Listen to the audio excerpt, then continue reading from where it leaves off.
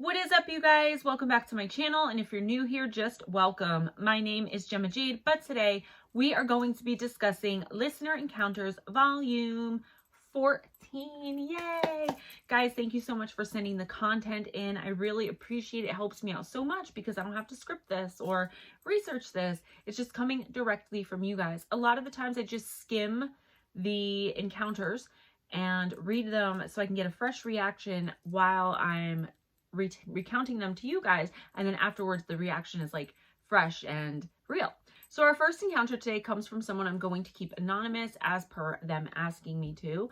They start with telling me some really nice things, that they feel like I'm trustworthy and I've researched the subject a lot, and they asked me to get back to them and let them know my impressions on what's going on as per my research and what I know about the Fae. So this person also says they've never shared the encounter in full with anybody and they want their identity protected, which of course I will always do. I want to say to this person that I am sorry that I don't read the encounters before coming live on, because I've had this for a few months, and if you really needed some help, I definitely would have reached out sooner. But even if I can't put my insights, all of it, in this video, just know that I will be emailing you back after I film it. Let's get started. First, a little context on me. I don't want it to sound like bragging, but I do want you to know that I'm not some moody teenager in my parents' basement trying to make up a little romantic superstition in my life and get some attention. I'm an adult, married, with children. I'm an accomplished semi-competitive distance runner and have logged thousands of miles of trails in remote terrain. I'm a military veteran. Professionally, I'm a financier with patents pending for inventing methods in new asset classes. I run a niche hedge fund and manage roughly $100 million of institutional money, and I'm good at it, hence why the reputation is so important. No worries there. In school, I was always considered gifted and have even managed perfect scores in some sections of standardized graduate school entrance exams. Spiritually, I had a journey which brought me to a deep love of Jesus Christ and the Bible. I've published a book on Christian theology, and some people even bought it and liked it. I've spoken all over the world, both about finance and about the Bible. That's so awesome. In some circles, I'm considered an authority on the esoteric parts of scripture and ancient writings. I'm considering writing another book to help show how the overlooked parts of scripture and apocryphal, ancient prophecy actually give alarmingly clear insight into the supernatural phenomena, including UFOs, abductions, etc., and why they're increasing today. If you'd ever like to collaborate on some of those topics, I'd be glad to. I have tons more to learn, but I'm working towards becoming an expert on the weird parts of the Bible that most people hardly know and even most churches hardly acknowledge. I am emailing you after this for sure. So there's a little context on who's telling you the story of a true event that happened to me circa 1989. I grew up in the woods, specifically the Black Forest near Colorado Springs. During my early childhood until I was about 10 years old, we lived on a large property in the woods with a creek, high sandy cliffs, and not a lot of houses nearby. You could spend hours out there and not see another soul. It was a paradise for a kid like me. I was the middle child of 7, and I had the biggest age gap on either side of me, so it wasn't hard for me to just disappear. I was happiest somewhere way back on the property with my dog and my BB gun, believing that I was a real-life Indian or cowboy or pioneer, depending on the day. My older sister and I loved to imagine and play. We knew classic fairy tales, but not about the Fae, and we liked to pretend we were finding fairy homes when we found hollow stumps or pretty pebbles. You were. We'd arrange them to look like tiny houses fit for Tinkerbell or similar fairies. That's about as far as it went in terms of fairies and me. I shared a room with my younger brother. When he was a toddler and I was about 6 years old, something happened to me. I've never forgotten it. I've never understood it. It was night and I was in my bed in my room. My little brother was in his bed against the other wall. He was sound asleep. In fact, I felt like the entire house was sound asleep. I had the impression I was the only one awake and that nobody else would wake up even if I screamed. I was considering screaming because something was happening in my room. I stared toward my brother's bed where there was a railing to keep him from rolling out of the bed, and there was a distortion. A door opened up. The air distorted, dissolved, rippled, and there was an opening, like a door or a window. I wouldn't have known what to call it at the time, but now the word portal rises into my mind every time I remember seeing an invisible door in the air open up towards the foot of my little brother's bed in the middle of the night. I had the impression of a party on the other side of that door. Voices, distant music, rowdy activity, and then 2 faces peered through the door and looked directly at me. twisted, ugly faces, youngish, not quite human, but somehow perfect. They were identical, twins, cronies. They were red. Even their pale skin gave an impression of red. They had fiery red hair, which was combed but stood straight up on the top of their heads, making them look taller. Remember those old troll dolls from the 90s? That's the first thing I thought of. Kind of like that, but more refined and sophisticated. They were grinning wildly, their eyes fixed on me. In my 6-year-old mind, I immediately labeled them bullies. I didn't know what was about to happen, but I knew it wouldn't be an act of kindness. The two beings, my mind wants to call them imps, but I'm not sure if that's correct. It's not. Came through the door and into my room like they were dancing. My mind felt both terrified and strangely relaxed. There was no question of trying to get away because somehow I was certain that I could not properly move, much less stand or run. I couldn't have screamed if I'd tried with all my strength. They were perhaps 3 or 4 feet tall. It's almost like they grew larger as they dance-stepped through the door and approached my bed to take me. They took me. Gemma, for the life of me, I cannot remember what happened after that. It's blank. My next hazy conscious memory is a sense of outrage, frustration, and being unable to move properly, like I was rolled up tightly in a large blanket. I hated it.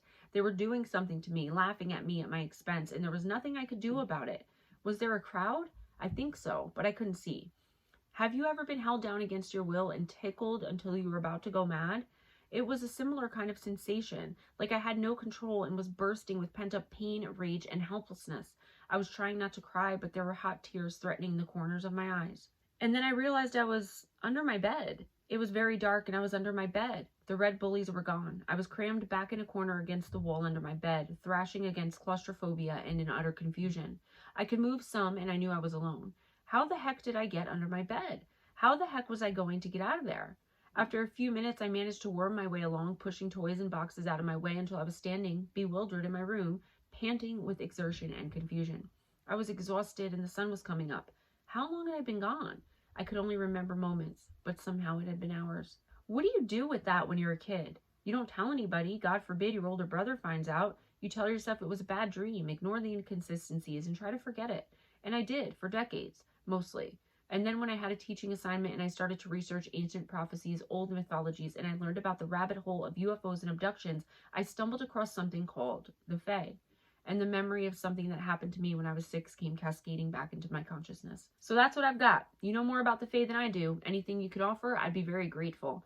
If you would like to share this story in a way that protects my identity, you may. Perhaps it will somehow give comfort to somebody else who has been through something they can't understand. Thanks so much for reading. God bless and protect you as you do your work with joy and kindness. Respectfully yours, Anonymous. So, Anonymous, I just emailed you back, and I have so much to talk with you about. But for everybody watching, what I think happened here, obviously, is a portal did open next to the bed. I feel like they were there for the younger sibling, okay, for the toddler who wouldn't be able to talk and explain what was going on. Perhaps your little brother comes from Fae. You may all have Fae blood, but sometimes people incarnate with more if they were some kind of other being from another dimension in a past life. It's a lot to talk about, but generally I feel like they were there for your younger brother, Anonymous, okay? And they saw you were awake. So because of that, they wanted to punish you for looking upon them without their permission. Even though you didn't mean to, they just appeared in your room. Of course you're going to look. They don't look at it that way. They have very strict rules, and I talk about it in my book a lot and in the videos a lot, that I talk about it a lot in my book and also in the videos that you are not allowed to look upon the Fae unless they give you permission. And again, it's like this paradox, because if you open your eyes and they're there, of course you're going to look on them. I have so much more to say, and I'm really interested in a lot of the stuff you mentioned in your preface to me. So I emailed you back, and hopefully, guys, maybe me and Anonymous can do some kind of collaboration, and we can talk about the UFOs. There's so much. My mind is almost blown. I'm going to keep rambling. Anonymous, I got you. I messaged you back, and there was a little cut in there. I don't know if you guys saw it. My breakfast. All right, our next encounter is from our friend Javi. I have never shared this story outside of my close family circle. It has taken me some time to ponder whether or not to share this with others. Hearing your story on why you started your YouTube channel has inspired me, so here it goes. Javi, thank you so much. You guys are being really sweet today. Well, you're always really sweet, but it makes me feel good to know that I'm touching people. I'm helping people, because that's the point. That's what I was put here for. And I'm really excited that my love and my light and my experience is able to embolden others to be honest about their experiences. It was 1980 or 81 when the following UFO encounter happened to me. It was in the last months, November, December of 1980, or the beginning months, January, February of 81, when the following occurred. I was 5 years old at the time. I remember this incident like it happened yesterday. I will leave out certain names to protect the anonymity of said individuals. My mother was the nanny housekeeper of a divorced lady. I will refer to this lady by her first name initial, A. A was a white professional working woman. I don't recall what she did for a living, but from conversations with my mom, A worked for government officials and people in high places, if you will. Just to add a little context, A had a prince visit her house on one occasion. My mom can't recall what country this prince was from, but he had his bodyguards posted outside at the front door and a few with him at all times. I asked my mom what his name was, but she can't recall. The prince was very kind and polite to my mother and I, so it goes without saying that A was very well connected. Continuing. A's only daughter was also 5 years old, and we became good friends. I will call her by her first initial, B. I recall playing in the backyard with B on a cool and slightly cloudy day, cumulus clouds to be specific. Nice. We were running around laughing and playing in the backyard when a low passing cloud caught my attention. It seemed as though it was going to land on the roof of the house. Me, being of a curious nature, climbed the roof access ladder to investigate. I've always had an inquisitive mind. As I climbed the ladder, B started crying and telling me to get down, but of course, I didn't heed her pleas. I was mesmerized by this cloud that practically rested itself on top of the house. All I could think of was, cool, I'm going to touch a cloud. As I neared the top of the roof, B's crying and yelling for me to get down seemed so faint and far away. As I stepped onto the roof, to my surprise, the cloud was not just a cloud.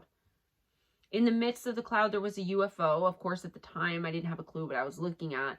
It seemed to be made of an aluminum-like metal. It was oval-shaped and about the size of a large SUV or a small bus. I don't recall seeing windows on the outside of the UFO or lights. My mom did, though. More on this later. As I stared into this cloud, the UFO seemed to materialize out of the cloud. I wasn't scared, and I didn't try to run away. Looking back, I actually felt surprisingly calm. A door opened on this UFO, and a human-like being stood by the door. As I looked in, I saw two other human-like beings sitting on either side of the UFO. They were monitoring what appeared to be screens and control panels. At the rear part of the UFO sat 3 children, a few years older than me, a boy and 2 girls. So in total, there were 6 human-like beings inside this UFO. They looked like humans. They were light-skinned and had light-colored hair. The adults were only a foot or so taller than me. They wore some type of metallic suit with an emblem or symbol on the left shoulder and chest. The material seemed very light and fit snug on their bodies. Their boots, shoes were also made of the same material. I have tried remembering what the symbols were, to no avail. Strangely, the inside of the UFO seemed surprisingly larger than the outside dimensions. I saw what appeared to be 3 screens on the inside. One on each side the 2 adults were sitting at, and one at the rear behind the children. There were switches and buttons or gauges of some sort. I saw control panels with lighted up switches and or gauges. The inside seemed dark, though. I saw no bright lights. The outside light shining through the open door provided most of the light I saw inside. The man sitting inside to my right was monitoring the controls in the screen. He seemed nervous or worried. He had a strange-looking control at his station. It was a 3-part apparatus. He had one at his right hand, left hand, and one lower center by his feet. The ones by his hands had 3 toggle-like switches on the top, red in color. The one on his lower center had 1 joystick-type control arm on top. At the center of this UFO was a black-like rod from top to bottom. It looked marble-like, or like it was made of black matter, like magnetic powder with a slight shine to it. The rod almost appeared to produce an electromagnetic shield of some sort. That's the best way I can describe it. At the top and bottom of this rod were 2 huge magnet-like devices holding it in place. It's strange that I would think they were magnets. I don't know how, I just know, if that makes sense. I'm a psychic. That's my whole life, is just knowing things. You're good. The magnets were about 3 feet wide by 2 feet high. They could have been bigger. I'm just trying to give a rough estimate on size. The inside walls give a strange illusion, similar to looking down a dark hallway that seems like it never ends. The floor was smooth and dark. The ceiling was also dark and smooth. The being standing in front of me started speaking to me. Was it English? I have no idea. All I know is that I understood the language. He was telling me to go with them. He was trying very hard to convince me to enter the UFO. He was insisting that I go with them. He told me they would take me on many adventures. I asked why and how long would I be gone. He didn't answer me. He continued trying to talk me into getting into the UFO. The being on my right, the one I mentioned looked nervous, interjected, "Sir, we must leave quickly." The being lifted his hand towards him and he immediately silenced. He proceeded to try and coax me to get in. His persuasion almost worked. I almost went in. I'd like to point out that throughout this interaction, he remained completely calm, completely composed. I was about to step inside when I clearly heard a voice inside of my head say, "If you get in, you will never see your mother again." This made me immediately take 2 steps back, and for the first time, I felt uneasy and scared. At this, the small girl in the back sitting on the far left began to cry and angrily say to the being talking to me, "You promised he would be mine. You promised me one also." To this, the being said something to her and she went silent. She, however, remained visibly upset. The other childlike being seemed perplexed and confused as why I didn't get in. To be honest, there was something strange and off about these children. They appeared apathetic. They seemed programmed. Again, the being said, "We need to go now. They will see us. The protection is fading." He continued to say, "Just grab him and put him inside." The being that had been talking to me told him, "You know I can't do that. You know the rules. He must enter on his own." Something started making a buzzing noise inside the UFO, and again the nervous being stated, "We need to leave now." And he started doing a countdown. The being stretched out his hand and asked me one last time, "Will you come?" I clearly remember saying no. At this, the being stepped back before the door shut. The little girl that was upset, she was calm now, asked him, "Will we come back for him?" He stated, "I don't know. I can't promise you. Only time will tell." The door closed and the UFO went straight up and was gone in seconds. Now, it's important to point out that all of this happened quickly. I would say it took no more than 2 minutes, although it seemed longer. The following part of the story is my mom's account of what she saw. Now, remember, B was crying and trying to get me to come down from the ladder. Since I didn't listen to her, she ran inside the house to alert my mom. Now, unbeknownst to my mom, we had snuck out. My mom thought we were still playing in the living room where she had checked up on us just a few minutes before. Continuing, B's primary language was English, so my mom couldn't understand what she was trying to tell her. All she saw were a bunch of hand gestures and that B was visibly upset. She kept telling her, "Javi, Javi, Javi," while pointing outside. So my mom, thinking something bad had happened to me, ran outside with B. My mom said she thought I was injured. As she made her way to the back of the house, I was climbing down the ladder. Then she said she noticed a metallic-looking craft flying straight up and was out of sight in the blink of an eye. My mom said she didn't really understand what she saw that morning. Her main concern was my safety, and she was just glad that I was okay. In hindsight, my mom realizes she witnessed the UFO flying away that morning. She told me it had what appeared to be small windows underneath the craft. My mom married my stepdad a few months later. After moving a couple of times, she lost A's number and subsequently lost contact with her. If A is still alive, she would be in her late 80s and B in her mid-40s. Well, thanks for your time. Peace and blessings, Javi. Wow. That's quite an encounter, Javi. I feel like I don't know a lot about UFOs. I tell you guys a lot, like for my entire life, I've always been terrified of anything having to do with outer space. And it was like this irrational fear until about 6 months ago when I started opening up my psychic senses, when I started getting into casting again and just letting my power flow as it is. I started recovering some repressed memories. So on the UFO front, I don't know much about it. I know this is really scary, and I probably would have left as a little kid, how my life was. Maybe not at 5. Once I was like 9, 10, I would have been like, I'm out. But I'm wondering, did you get a sense of evil from them? Or just like strangeness, awkwardness? Because I know like when you run into the MIB or the BEK, you know that there's like evil. Was this a sense like that, or was it just a sense of like wrong, off? And the voice in your head was probably your guides or your angels telling you like, I feel, in my opinion, and I'm not going to get too deep into it because I am going to do a video about this. You guys have been asking me a lot about this stuff. I feel like when we incarnate on this planet, that's what we choose. Our soul chooses that. Earth has the hardest lessons to learn. It's like the shit show of reincarnation. So that's why our souls choose to come here, to suffer and struggle, but also to prosper and thrive. So if you were to go to another planet, it might be, I don't know why it would be against the rules, maybe just with that particular UFO clan. But, you know, we know they abduct people and take them against their will all the time. So I'm curious to know. I'm eventually going to do a book on UFOs and aliens. I just don't know which kind or all kinds. So stay tuned for that. And Javi, reach out. Let me know. I have some questions. And thank you so much. You always give me such amazing stories. And I definitely appreciate you. Our next encounter comes from our good friend, Miss TaiRai. It's called Dog's Best Friend. I'm starting to get into some of the longer experiences as they tend to span over time frames or have different parts that are a little longer. This one is about Ruth, and it was difficult for me to write. It's not a scary experience. It's a little on the opposite end of the spectrum. Hopefully, it'll be useful in the future. This was a hard story to write, and it spans from 87 to 88 to the current year. Dog's Best Friend. This is a story about a mutt named Ruth. My mother brought this little runt of a pup home sometime during 87 or 88. This dog was my mother's dog till she passed away in 95. On the day that my mom passed, Ruth laid a spot at the table on the other side of the wall where my mom passed and didn't move. It had been less than a year since my mother had passed. I was following the daily routine of taking Ruth out for her midday walk. Ruth saw something in our neighbor's strawberry patch. She struck fast. She pulled a rat from the patch and shook it, then struck at the animal again until it lay still.